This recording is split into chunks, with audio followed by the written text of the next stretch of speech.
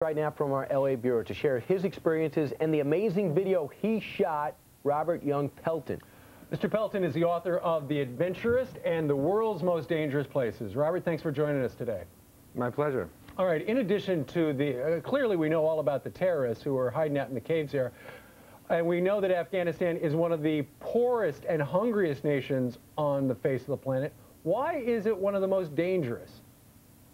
Well, Afghanistan typically has been a coalition of warlords that are either fighting amongst each other or in certain groups. So it's the kind of place where political alliances can be very tricky. All right, the first video you brought with you, the Taliban army. Your time with them, you shot some of this firsthand. What are we seeing?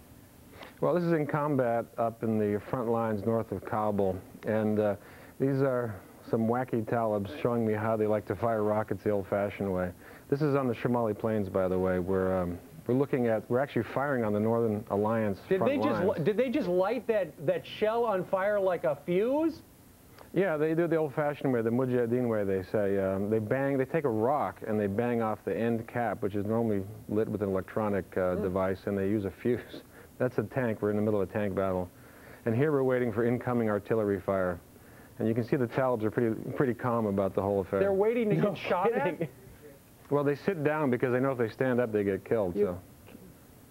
Wow. Okay, let's take a look at you with the Northern Alliance now. We have that video as well. By the way, this is a typical minefield. This is training the recruits in the north. At this time, Massoud, who was still alive at this point, wanted me to see how he's training young people to fight the war. But you can see that they're like kids everywhere. Some of them train without weapons, as you can see. Mm-hmm. That was the charismatic leader that was shot almost a few days before the attack on our Twin Towers, right? He wasn't shot. Actually, two Arab journalists brought in a camera with explosives and killed him. Mm-hmm. Much the same thing I was doing. We've got some video of Massoud. How would you grade the Northern Alliance when it comes to being expert soldiers? Well, they're tough. They're not sophisticated, of course, but these people have been fighting for over 23 years, so they may not have the technology, but they have the willpower. What's and that going goes on for in this both picture sides. right here? This is an assault just north of Kabul, and they're trying to cross a flooded river. This is an incoming artillery shell here, and luckily they ducked. It's actually an interesting place because they're so used to warfare that our troops might be a little shocked when they get there. Well, it looks like complete chaos over there. The guys just walking around. They don't wear helmets like our men. Right. This is a crazy part of the world. Well, think about it. 23 years of combat. If you were born 20 years ago, you've never understood peacetime. You've been bombed almost every week of your life. The bottom line is that these are tough people, whether they fight for the North or the South. And even though we take out most of their military capacity in the South, they still will sit up in the hills with AKs and fight until they're dead. Mm-hmm. We're going to take a look at video now of the landmine fields there as they're trying to locate them. By the way, these are among the people that were killed yesterday. I was with the deminers just in the area outside Kabul between Jalalabad. This is another problem in Afghanistan. Why didn't the UN pull them out? Like I said before, this is a country that has been at war for 25 years. Being bombed is just part of everyday life. Yeah, but being bombed by the U.S. isn't.